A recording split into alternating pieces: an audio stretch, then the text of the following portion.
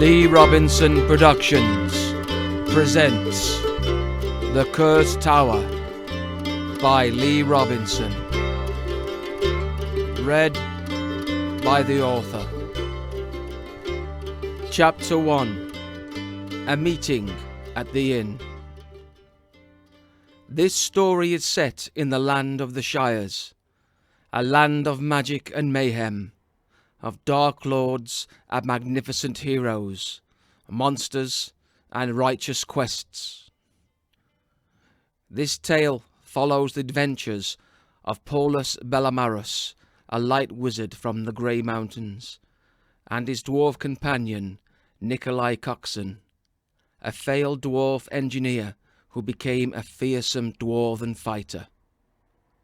They travel the land of the Shires, righting wrongs and defeating foul evildoers and creatures of the eternal darkness.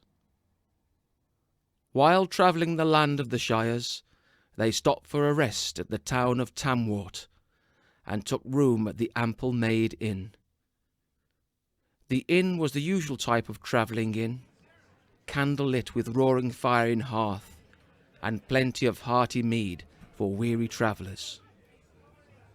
In the corner table was a large bald-headed man with a long beard, taking arm-wrestling challenges off the local drinkers.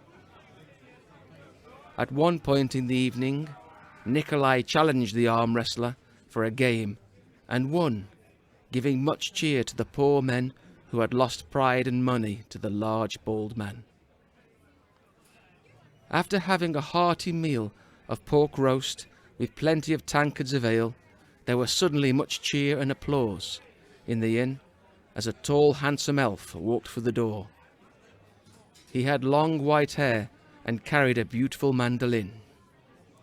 "Ladies and gentlemen, for your listening pleasure, Gemillian Beaumarin," the innkeeper said proudly, and at once the elf began to play.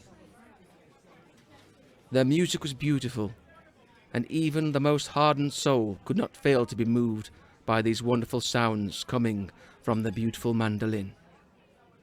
All except Nikolai, who hated music, and he thought elves were just posers.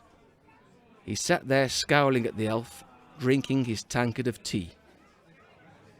Nikolai loved tea, and he had a full flask of tea wherever he went.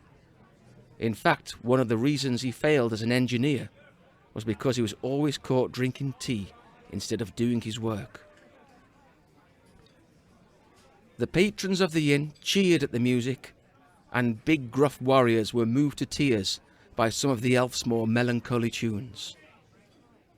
Paulus had a sixth sense for magical things, and he felt good magic coming from that calming music. But he was interrupted from his listening when a finely dressed man approached the table.